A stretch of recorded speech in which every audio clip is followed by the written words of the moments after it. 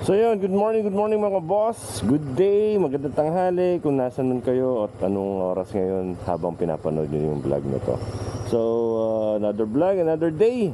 At papasok ulit tayo sa Grab. Ayan, duty ulit tayo ngayong umaga. Kasi kahapon ay medyo olats tayo kasi tumal na tumal kahapon. Even sa Dipa City is tumal pa rin. Ayan, and pinapainit lang muna natin si ADB Tagalog. Yan, dito na tayo sa dinadaanan namin. So, parang sukal na ngayon. Medyo madamo na. Kasi nag-uulanan itong mga nakaraang linggo. Kaya yung damo is yan. Bilis tumubo. Hindi pa rin tayo nakakapagtabas. Kaya tatabasan pa rin natin to. Alright. Para malinis yung daanan. At hindi magka-snake. Ayan yung ating kapaligiran. Yung bahay natin. So, hindi muna natin ilabas yung ating mga kambing kasi pinagsabihan tayo ng mga kapitbahay natin about dun sa lalo na dun sa dinana natin dun. May mga tanim kasing gulay ay magano daw sila bobomba ng damo. Baka daw makapangain ay may bomba yung mga damo, so magkapay yung kambing natin. Hindi natin basta may iwanan ay pag may kailangan sila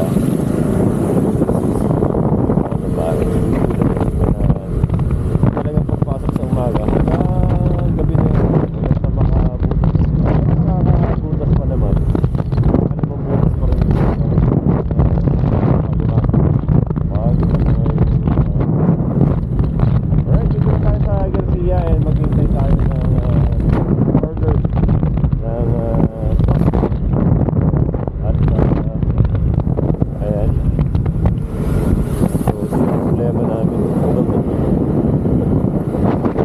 sobrang tagal, naabot na ng isang oras preparation.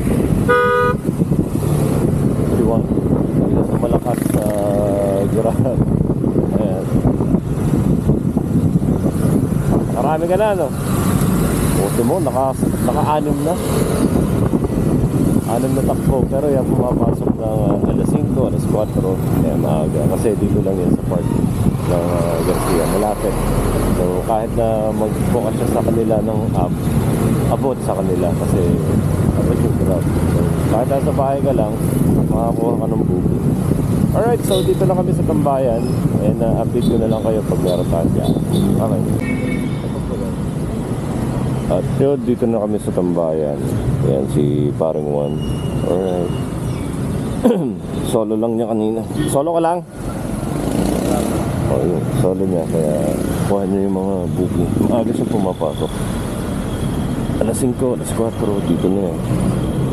Ayan, tayo naman pumapasok. Late na rin. Minsan 9 o'clock, 8 o'clock. Ayan. Ngayon lang napaga 7, pero kanina pa tayong buhay. Ayan, so mag-aabang ulit tayong booking. Ayan, wala pa tayong booking. Abang-abang na lang. Alright, so first booking natin, McDonald's. Donald, tapos bayad na siya. I-deliver na lang. San Felipe yung deliver. Nito-check ko yung order. Alright, magkano, kung may palagay yung location, tama yung location. Alright, ito natin 910. Ito pala tayo yung 910.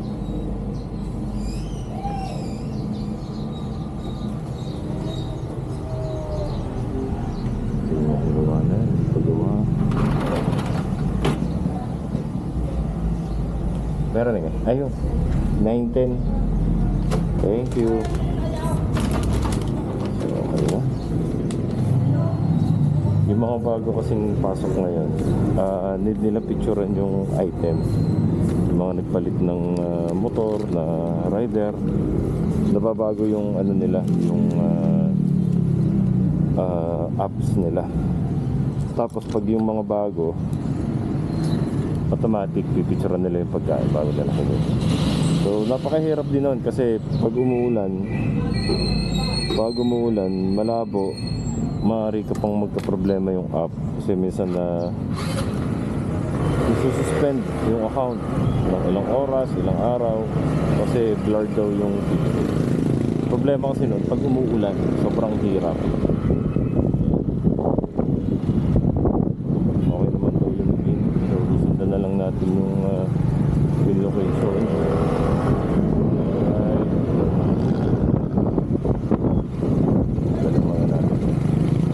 Ito yung hirap. Hindi kasi nakakapasok ng motor. Ayaw taas ng bird. Tapos maglalakad kami ng malayo. Hindi naman nag-a-add lang sa customer.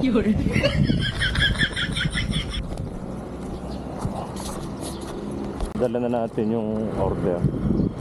Hirap kasi pag ganun, minsan kasi hindi pinapapasok ng guard. So, kailangan mong dalhin. Maglalakad ka talaga. Malayo. So, wala pa rin tayong booking. Huli natin booking is... check natin. 7:52 huling booking. So anong oras na? It's 9:35 na. Hindi tayo pinapasukan. Dami na huling mga rider. Okay. So gagawin natin is iikot tayo. Yun ang isang way para ma-detect ng system na umiikot tayo. Ikot lang tayo sa bayan.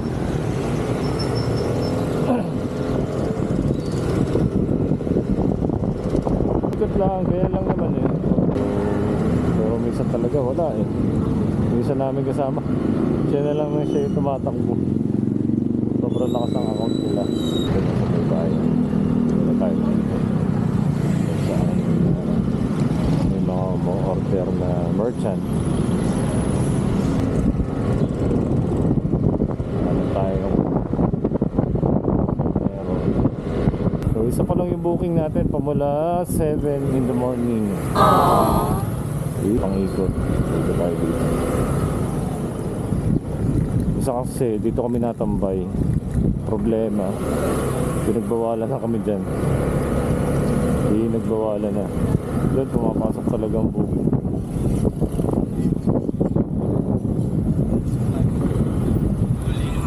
Alam ko meron ka na eh. Wala pa rin.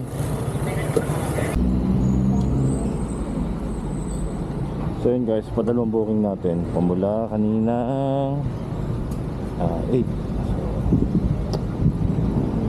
Huli booking natin 8 o'clock.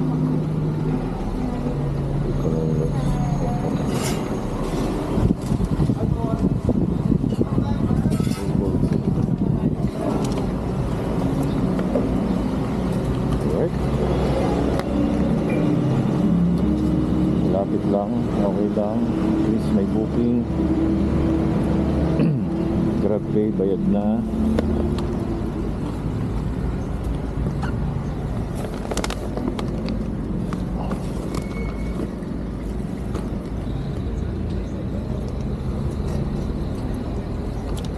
Deliver na natin. Padalawang booking. Wala pa alas 7, alas 8 ang huling booking natin. Grabe. Paano makakabuhay ng pamilya to?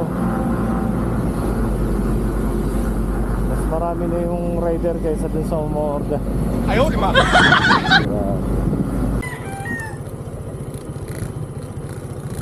Deliver na na.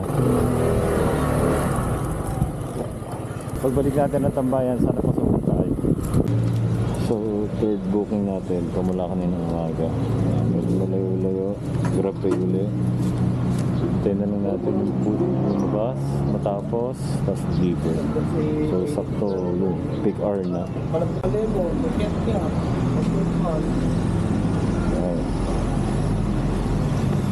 So, problema, dagim na naman, uulan na naman din. Nako.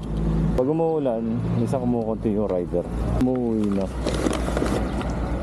So na tayo na bypass road. Bawe bypass road.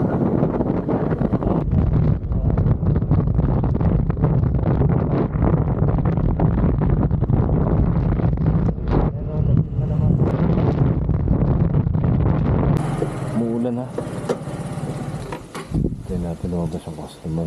Kasi umuulan na. So yun guys. Pero na naman. Uwi muna tayo kasi nalooba tayo. Uwi lang tayo, kukuha lang tayo ng charger. Parang tuman.